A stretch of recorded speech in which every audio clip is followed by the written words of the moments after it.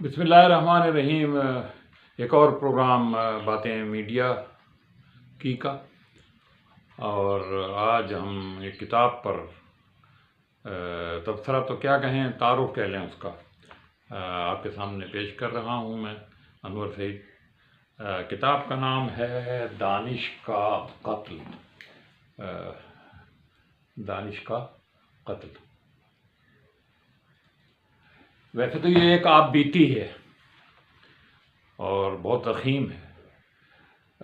اس کے دو حصے کیے جا سکتے ہیں۔ اس کتاب میں انٹرمیڈیٹ کی تعلیم تک یا یونیورسٹی کی تعلیم تک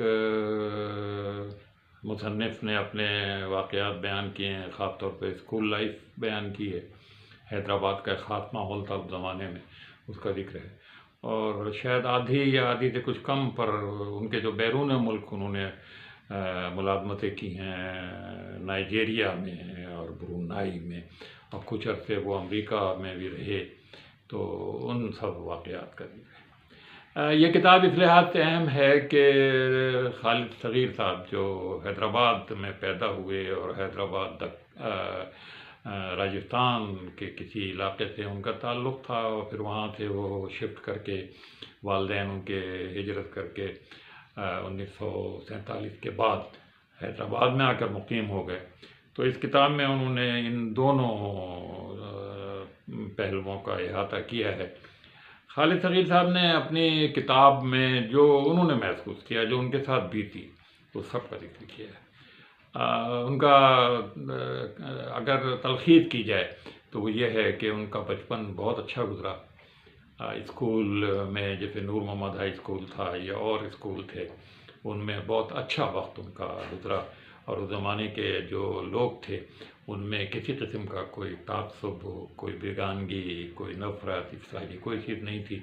اور اس دوران انہوں نے اپنی شرارتی زندگی کے بہت سے واقعات لکھے ہیں، اور حیرت ہوتی ہے کہ انہوں نے اپنے بچپن میں اسکول کے زمانے میں اس طرح کی شرارتیں کی ہوں گی۔ بہرحال لیکن جب وہ سندھ یونیورسٹی میں پہنچے ہیں تو اس کا ذکر انہوں نے بڑے افسوس کے ساتھ اور بہت دل سوزی کے ساتھ کیا ہے۔ انہوں نے بتایا ہے کہ جس وقت وہ یونیورسٹی میں پہنچے کہ تو حالات بہت بدل چکے تھے، اور جس طرح سے جام شورو کے سندھ یونیورسٹی کیمپس میں جاتے ہوئے ان لوگوں کو جن کی مادری زبان سندھی نہیں تھی، کن مشکلات کا اور کن مصائب کا سامنا کرنا پڑتا تھا۔ ڈگریاں پھاڑ دی جاتی تھیں، داخلے نہیں دیے جاتے تھے۔ اگر کسی کو کسی بڑے سفارش سے، بڑے تعلقات کی وجہ سے داخلہ مل بھی جاتا تھا تو پھر اس کی زندگی وہاں مشکل ہو جاتی تھی۔ اس سلسلے میں انہوں نے کئی وائس چانسلرز کا ذکر کیا ہے کہ ان کے سامنے جب یہ شکایت پیش کی گئیں تو انہوں نے بے بسی کا اظہار کیا۔ انہوں نے کہا ہم آپ کو داخلہ دلوا سکتے ہیں میرٹ کی، چونکہ آپ نے ٹاپ کیا ہے سائنس فیکلٹی میں، بی ایس سی میں، اور اس کے بعد ایم اے میں آپ نے ٹاپ کیا ہے، ایم ایس سی میں ٹاپ کیا ہے، تو لیکن ہم آپ کے لیے کچھ کر نہیں سکتے، ہم بے بس ہیں۔ ہم قوم پرست تنظیموں کے سامنے آپ سے اپنائیت کا مظاہرہ، یہ کئی وائس چانسلر نے ان سے بنفس نفیس یہ بات ان سے کہی۔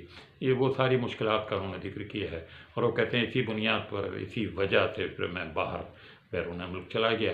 پھر انہوں نے نائجیریا کے بہت سے شہروں میں رہے، پھر انہوں نے نائجیریا کے ان شہروں کا ذکر کیا ہے، وہاں کی رسومات کا ذکر کیا ہے، اور پھر برونائی کا ذکر کیا ہے۔ برونائی میں اگرچہ وہ کہتے ہیں کہ پیسے تو بہت تھے، لیکن ان کے مسلمان ہونے کے باوجود ان کے رسوم و رواج جو ہیں وہ پاکستان کے مسلمانوں سے، ہندوستان کے مسلمانوں سے بہت مختلف ہے۔ برونائی کے بہت سارے واقعات انہوں نے لکھے ہیں، نائجیریا کے بھی بہت سارے لوگوں کا انہوں نے ذکر کیا ہے۔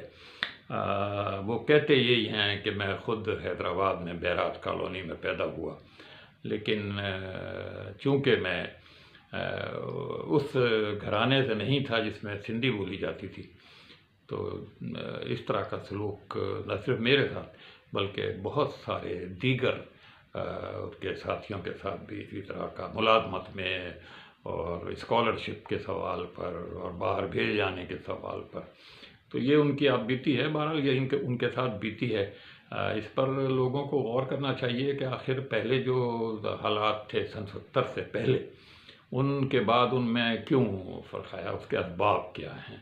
بہت سارے اسباب جینوین ہوتے ہیں اور بہت سارے اسباب مصنوعی ہوتے ہیں جو مفاد پرست لوگ ایسے حالات کو جنم دیتے ہیں۔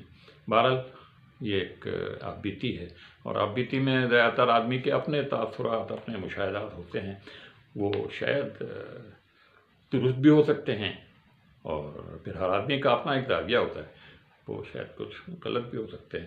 بہرحال بہت اچھی کتاب ہے، بہت ترخیم ہے، اور میں پھر ایک بار آپ کو دکھاتا ہوں۔ یہ اٹلانٹس پبلیکیشن نے شائع کی ہے، اور بہت کچھ ہے اس میں، اور یہ پڑھنے کی ہے۔ اٹلانٹس والے آپ بیتیاں شائع کرنے میں بہت دلچسپی رکھتے ہیں، اور یہ ایک ایسی آپ بیتی ہے جو کسی بہت مشہور آدمی کی تو نہیں ہے، لیکن بہرحال ہر آپ بیتی میں کچھ نہ کچھ نئے پہلو ہوتے ہیں۔ بس اس کو اجازت دیجیے، پھر کسی پروگرام کے ساتھ حاضر ہوں گے۔ اللہ نے